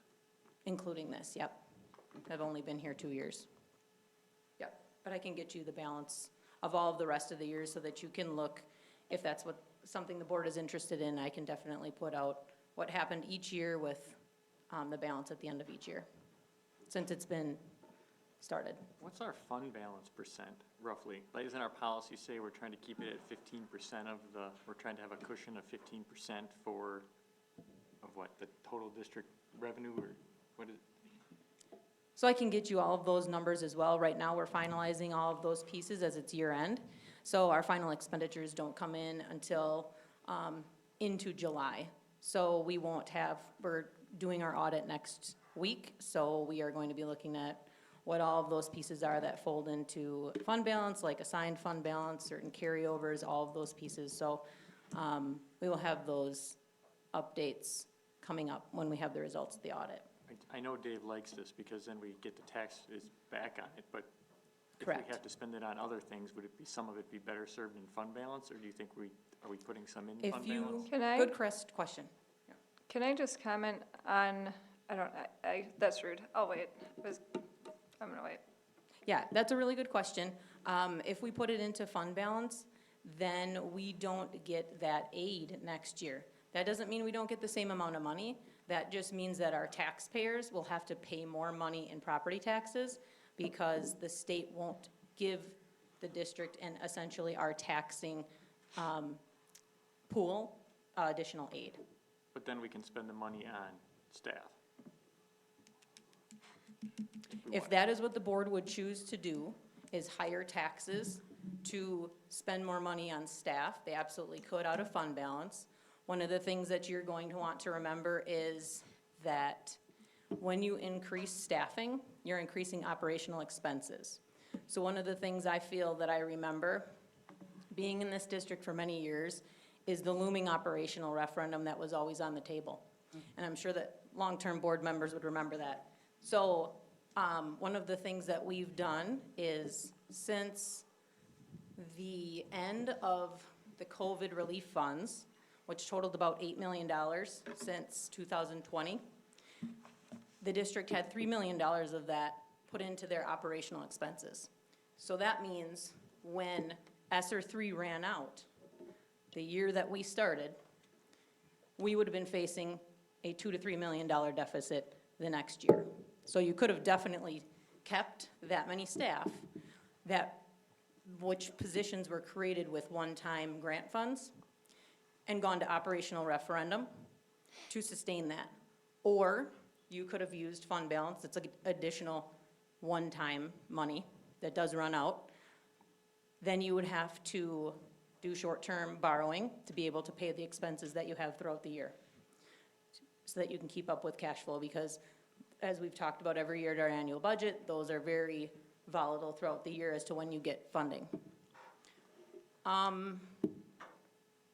So in addition to your question, taking operational expenses such as staffing that get health insurance increases every year, salary increases every year, all the things that salary and benefits have, you could definitely do that, but you will run out of money. So it's a way to avoid operational referendums, kind of? One way. But also if you spend money out of fund balance, then in addition to having to go to an operational referendum, which increases taxpayer burden, you will also be aided less that next year if you use fund balance. So that will further increase the mill rate for your taxpayers. So, like, do you have any idea what other schools around here, what their Fund 46 balance is? I could definitely I guess I'd just be out. very interested to find out where Yeah. we sit compared to other districts. The other really important thing to note, and I don't have the exact statistics, but it is especially high throughout the state of Wisconsin for operational referendums that have been executed over the last few years, as well as capital referendums. So one of the things that I've heard since I've been in the district, which, Jake, I don't know what that was, like 2015 maybe? We've had, and I don't know if anybody would disagree, some pretty significant facilities issues. And there wasn't a budget that our administration, including our director of business, or buildings and grounds, could use to be able to develop and maintain a long-term capital improvement plan to be able to sustain the facilities we even have. So one solution that some districts go to is operational referendums to be able to fund those things, or capital referendums to be able to maintain. So by realigning the budget to be around two main areas, which obviously number one is our student achievement, which I believe we talked about earlier, increased 89 spots in 1 year. I know that our test scores have come back, have increased significantly, and we'll see what our state rankings are in November. So we've done that, and then we've also prioritized facilities. So those are the two areas that our focus have been, and we put our money in those areas to be able to sustain long-term student achievement and facilities. So are we gonna be able to do this again next year, or is this like leftover ESSER money? No, leftover ESSER money was finished at the end of 2024. So when I came in August, and this is all laid out in our topic summary sheet, we had to drastically realign the budget in a very small period of time, because if it wasn't expended by June 30th, you were gonna give $4.3 million back to the state. And if we wouldn't have realigned open positions, there was a significant amount of those that were created with grant money, we would have had to cut even more staff. So. I'm just confused where we got all, so this is not even including all the savings from shutting east, right? That's coming next year. So when we talk about realigning the budget, our team went line by line of every single account number in our district last year and then this year. So that means every piece, looking at what did we actually spend, what did we actually spend years prior, what were those pieces that were spent to make sure that we didn't miss anything that might be coming up, because, you know, you're coming into a brand new budget. And there was a lot of things that were being spent or planned to being spent that didn't align with our return of academic investment. So we aligned all of those things, and we were able to put the budget into alignment with what's going to increase our student achievement. So I know Jill always asks this, well, what does that mean? Because she wants everybody to be clear. Our curricular materials, our professional development to ensure that our staff knows how to implement those things and put in practices that meet the needs of every single learner. Our facilities, obviously, and programs. So and our teaching staff. But we also had to look at what our class sizes are, just like every single district does every year, and look at if there is 4 third-grade classrooms and you have one classroom with 8 kids and another one with 23, how do we realign our district to be able to do that? And with declining enrollment, which I know has been a topic of this district for as long as I've been knowing anything about Anago and been here since 2015, we've had declining enrollment. So we have to look at numbers every single year, just like every other district does, and we can't have more staff than we have students. And we have to look at what positions we have to support the teaching practices that we want to put in place that show increased outcomes. So 1 year at the board meeting, we had extra money, so we said, let's give everybody one more step on the pay scale. So if we have unhappy teachers, would that cost $100,000 and then we'd put $2.4 million in fund balance? Have to Or, I mean, find out. in Fund 46? Like I said, the board can do whatever they would like to do with the budget, with the priorities that you have. So, if that's something that the board feels like is going to keep every teacher happy, then. Happy. I will just say that I'm in support of the motion on the floor. I appreciate the work that has been done by our finance department. Thank you very much. We just went through and passed with large support from our community, a referendum on a new building that we just passed for Myron to be a general contractor. A big part of the reason that we got to that need was the fact that we did not utilize Fund 46. And for each year that I've been on this board, Jake Leiterman has presented to us to say, here are our dire absolute priorities in air quotes because the priority list was so extensive. Here's our capital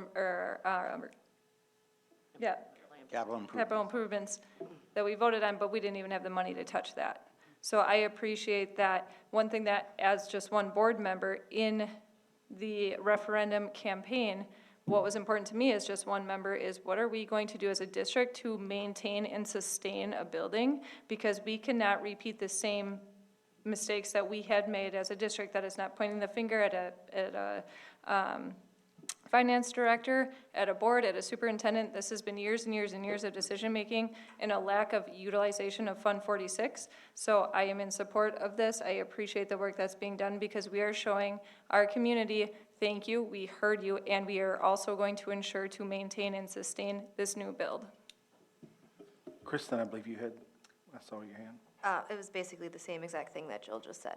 Our community wanted to know what we were going to do to prevent getting in this situation again, and this is how we do that. Even though we're gonna have $10 million extra dollars that we don't need for the building? Plus That is not the That- only thing. that will be- Can't be used. That, be used for anything. that money also has to include furnishings, which is not in that bid that Steve presented. So that's other, on top of that. And we did talk Playground about isn't included in that bid. Correct. Yeah, there were So there are multiple other other things, things on the technology. referendum question than just the elementary school. Kelly, I do want to thank you for taking the time out of your busy schedule to write up this 3.5, 4-page rationale that most of the questions that have been asked by this board was answered in that rationale. So thank you so much for taking your time to make that rationale. I Any want other- to amend the motion to do 2.4 million into Fund 46 and the other 100,000 to the certified teachers, divided equally. Okay, we have a motion, an amendment on the floor to, you want to say that again so Deanna can write that down? To do 2.4 million to Fund 46 and the other 100,000 divided equally among the currently on staff certified teachers. What about? Can I ask how many certified teachers we have? What about support staff? I did not include that. So they don't deserve anything, I guess, from you. You weren't interested in any. You can amend my motion. I guess, how many? Deanna, did you get that? Okay, so, Support staff is important, and we approved a raise for them last meeting. okay. So I move to approve the That's why I asked how many. 2.4 million to Fund 46 and 100,000 divided equally to certified teachers. Is that what you want your amendment to read? Yes. Okay. Can I ask how many certified teachers we have approximately? I don't have that number off the top of my head. I would have to look. I mean, this Is it- time of the year, there's so much. Is it less than 200? Of licensed teachers? Yeah, I would think. Probably. Get your math going, Mr. Bartle. I don't have that one. But I do want to say something, 100,000? because I have it here. Yeah. Speak to the amendment. Well, the amendment, I'm going to vote no, because I was the one that introduced Fund 46 to this board, and luckily, people saw the need to do it. And it's, as Jill said, we never had money in the budget to upkeep buildings. And you can look at north, west, east, and you can pick apart all those buildings for what they started as and what they became, because there was not money in the budget. The other things that were brought up in our consent agenda, Dr. Bartle, you're treading very thin on ice because we're not on the consent agenda. but Speak to the J.D. amendment. spoke about how much money do we have Okay? when he was talking, and it was actually in our consent agenda. It's 9.765,906 and 61 cents as of July 1st. And he brought up about, and Kelly brought up about short-term borrowing, which the foresight of previous boards back in the 60s, 70s, and 80s, they made sure that the fund balance was high enough so that this district did not have to short-term borrow. I will tell you, for all the years I was down in Wittenberg, that was over 20, that district had to short-term borrow every year, because money doesn't come in, and when you pay your taxes, we start in July, and we start paying things off. We're paying our teachers come September, and we get to January. At the end of January is the first time we get local taxes. And if people only pay half, that's going to come in July of 2025, and it's after we should know what we have to end the year. So it's important that we fund Fund 46, because there's not enough money in our budget to upkeep our buildings unless we use Fund 46. So I will be voting no on the amendment and voting yes on the original motion. Knowing the work that goes into the budget, I'm curious, and maybe this is an inappropriate question, and if so, I apologize and do not want a response. I'm curious, JD, if that question was posed to Kelly prior to just now, for her to look at numbers and share to allow us to have a well-informed decision on our vote? Right. Okay. You said no, correct? Okay. That's why I wanted to know approximately. I'm in favor of the concept. I think it'd be a great PR move. Sometimes we spend, say, I would amend it to higher, sometimes you spend $500,000 and you get $5 million worth of public relations. And I think we need some public relations right now. So when it comes time, I'm going to try to amend the motion. I just want to add one thing. This is a new fiscal year, so this is, we would have to check to see if we were even able to do that, because the fiscal year is over, and this is money that would be allocated before or on July 30th, so I'm not even sure that that's something that you'd be able to do or not, and I'd have to look into that. So can we table this? No, we can't, because July 30th is the last day Kelly can transfer money from Fund 10 to Fund 46.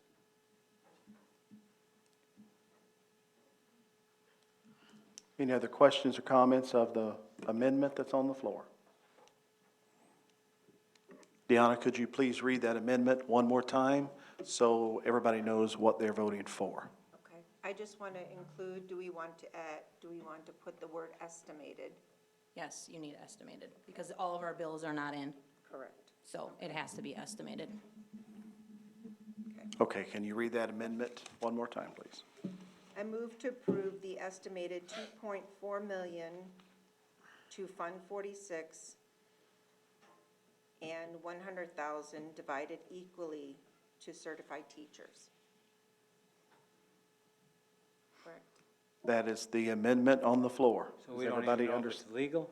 We vote it, Yeah, I'm not sure that we can do that. but if we being vote that's a- on it and it's legal, I might want to. You're gonna add that, assuming it's legal?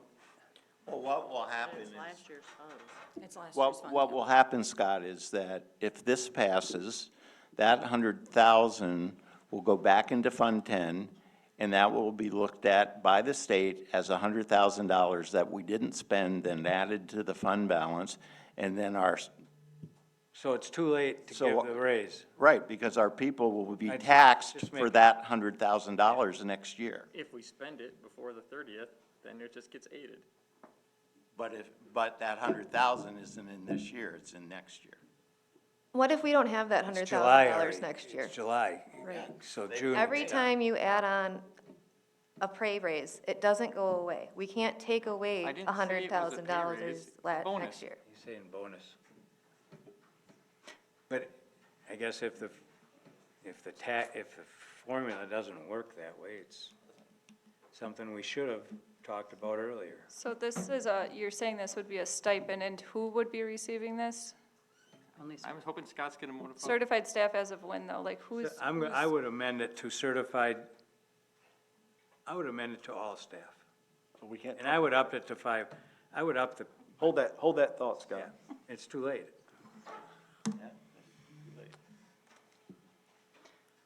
And I get that, I understand the rules, it's too late. I guess I'm just confused Drop as the to ball. who you're including in this, their hire date, their resignation date, their, like, I also align with you, Mr. Peterson, and can say that I support the concept. What I don't support is feeling as though I'm forced to choose whether or not we utilize Fund 46 to the full extent as presented, or should I vote against this, then be perceived by the public as though I don't support our certified staff or all staff, when in fact, I simply don't feel as though I have enough information to make a well-informed decision on this.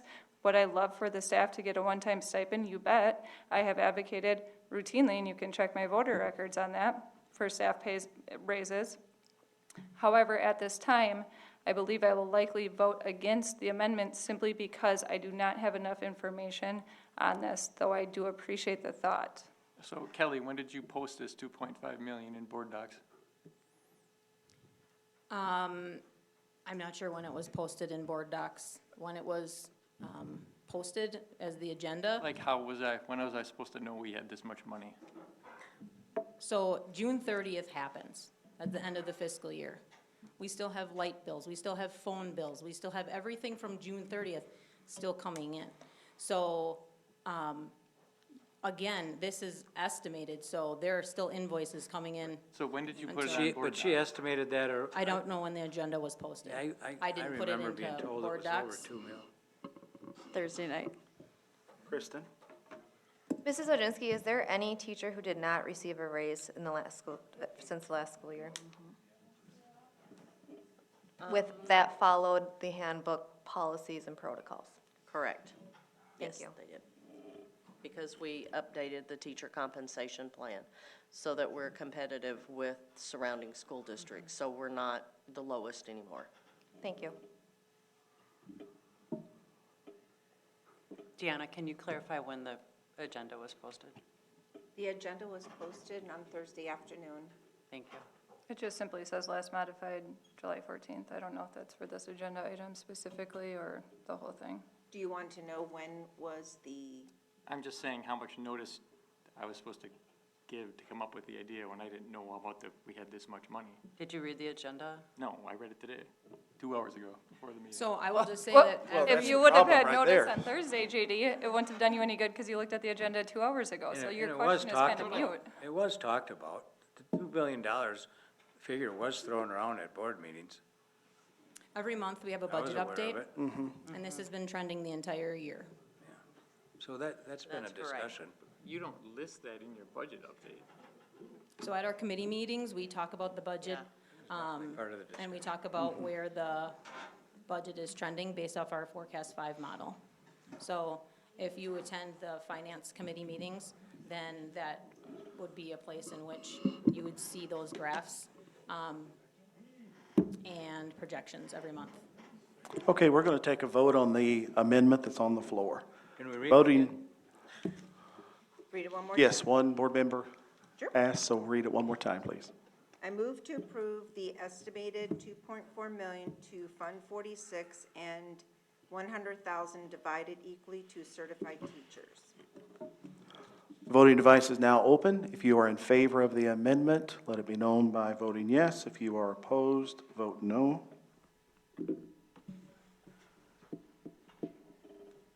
Would anyone like to change their vote? Yes, Yes. yes, I do. I think I just pressed the wrong button. Okay. Dustin, we've never had anybody change their vote, so It changed. you can change it. Yeah, you It changed. Okay. Would anyone like to change their vote? All right, the vote is now closed. There are 6 opposed and 3 in favor. The amendment fails. The main motion is on the floor, which is to approve the estimated $2.5 million to transfer to Fund 46 as presented. The point if it's not legal. The voting device is now open. I don't think it is. I'll tell you. Fiscal year ended June 30. It's July 14th. Dr. Bardo, you want to try one more time? Oh, one more time? I pushed it once. Sorry. You're having Bobby's problems now. Yeah, it switched to mine. Would anyone like to change their vote? I'm going to own my mistake. The vote is now closed. And the motion carries with 7 in favor and 2 against. You got the names? You make Okay. a mistake, you make a mistake. Letter E, consideration of the report of donations. I will be looking for a motion.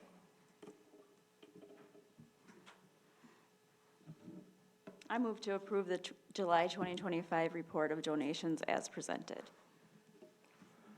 And the donation comes from J.W. Maddock and Sons, $200 to go toward the Aquatic Center. Abby, you made the motion. Would you like to speak to your motion? Yes, I just want to say that's a very great business. I concur. As always, thank you to the local business for their donation to our district. It is very much appreciated. I believe there's some in the audience tonight, so thank you. Thank you so much. Always generous, thank you. Okay, the voting device is now open to accept this donation to the Aquatic Center. Would anyone like to change their vote? Vote is now closed, and the motion carries. Thank you for that donation. Item number 5, closed session. Consideration of a motion to adjourn into closed session under 19.85, 1C and F for the purposes of considering employment, promotion, compensation, or performance evaluation data of any public employee over which the governmental body has jurisdiction or exercises responsibility, and for purposes of considering financial, medical, social, or personal histories or disciplinary data of specific persons, preliminary consideration of specific personnel problems, or the investigation of charges against specific persons except where paragraph B applies, which, if discussed in public, would be likely to have a substantial adverse effect upon the reputation of any person referred to in such histories or data or involved in such problems or investigations, to wit, discussion and possible action on specific employees' current contracts. I will be looking for a motion. So moved. Motion's been made by Jill. Is there a second to that motion? Second. Second made by Scott. Jill, would you like to speak to your motion? No, thank you. Any discussion of the motion on the floor? Hearing no discussion of the motion on the floor, Deanna, could we have a roll call vote, please?